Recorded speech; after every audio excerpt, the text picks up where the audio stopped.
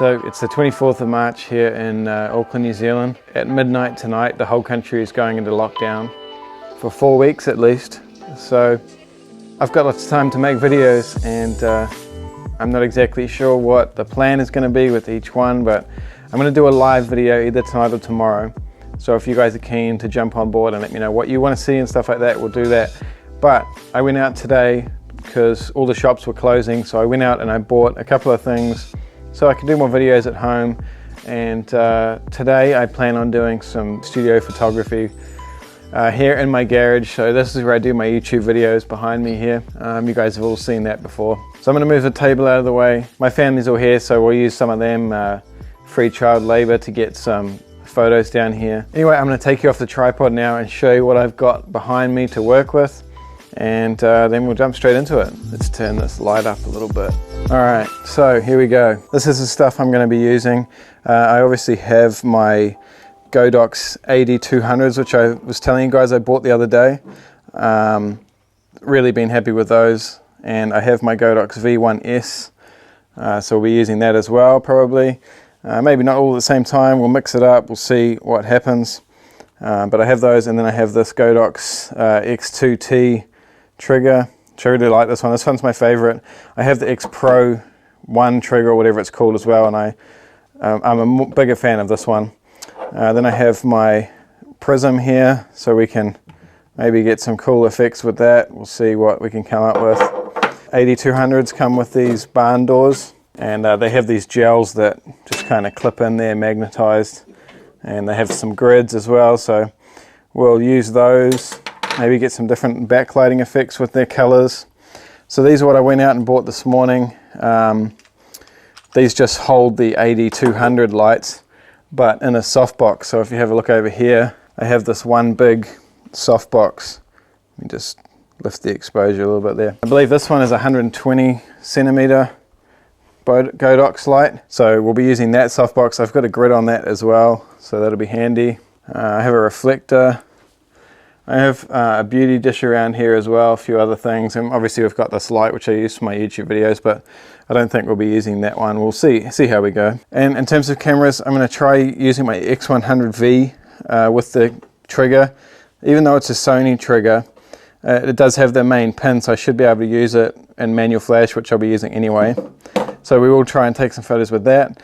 And I have my A7RIIIs, which obviously we'll do some photos with that as well. Lens wise, I've got my 55mm 1.8, the good old 55. You guys know that one. I have my Canon 45mm tilt shift. That's a 45mm 2.8, so we'll definitely be using that. The 35mm 1.8, the 85mm G Master 1.4, and my 24mm G Master 1.4 as well. So anyway, I'll chuck it back on the tripod and let's get talking again.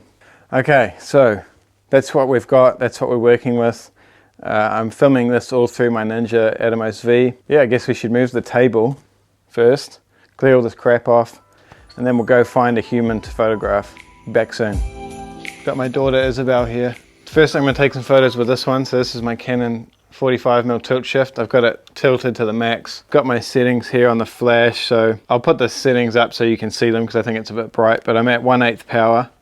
I have one AD200 here, and then I just have this reflector, basic as, just to put a little bit of fill light in there, but you can see the background doesn't go to the bottom. So I do have a white paper backdrop which we can put up, which we may do after this, but first I just want to take some close-up tighter shots with this one and see what we can come up with. So at the moment I'm at 200th of a second, ISO 100 and f2.8, and I'm just using the focus punch-in to focus on your eyes with the tilt shift. It's pretty hard. And I'll put the straight out of camera photos up first, and then I'll show you the edited ones at the end. Just bring your eyes over to me. Yeah, hold that.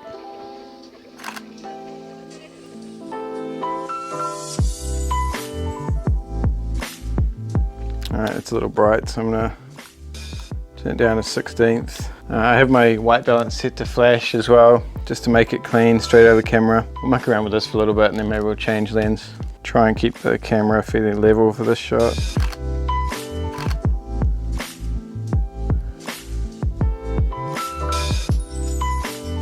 This one you can turn the lens around, so you can do it in portrait as well, the tilt.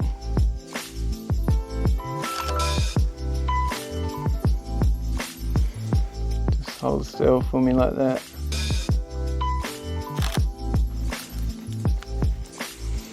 And just look straight down into my lens. In the middle. Yeah.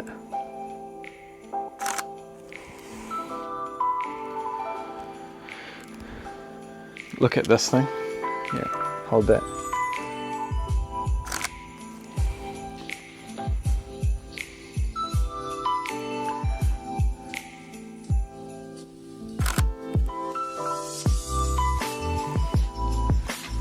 Alright. Just mucking around with different kinds of compositions.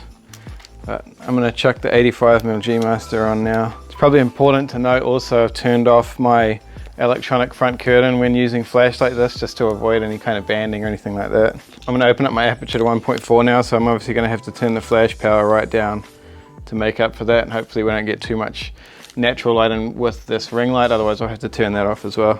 So I've gone down to 64 power, probably still too bright. Oh, it's pretty good actually.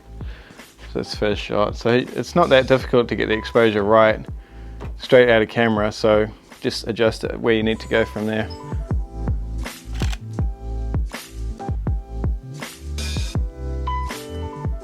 So still hit 1/200th of a second, ISO 100 and f1.4. You see also I have the flash, the softbox spout pointing down a little bit and on a 45-degree angle. And look that way, look at this thing again, yeah.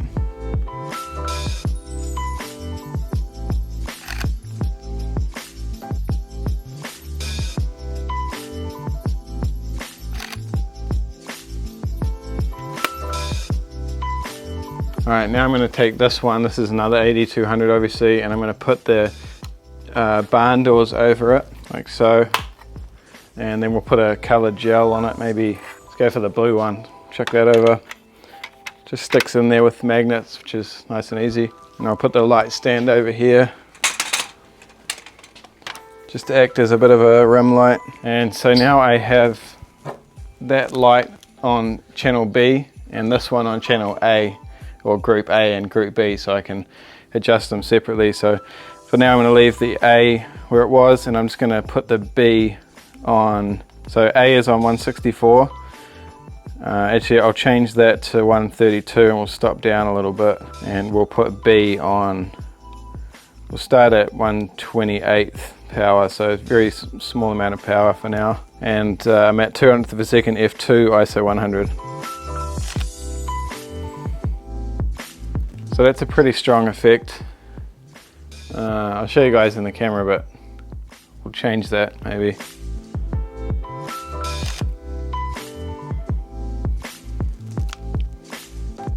It's better. So now I'm at 1/16th on A, the big one, and 1/28th on B, the small one, and I've stopped down to go to f2.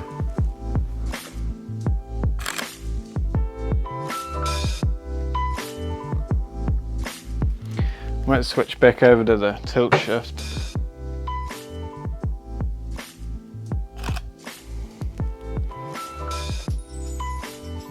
Alright, now I'm rocking the 35mm 1.8 at f2.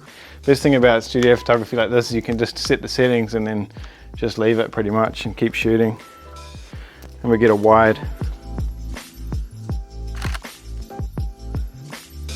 Kind of shows the scene.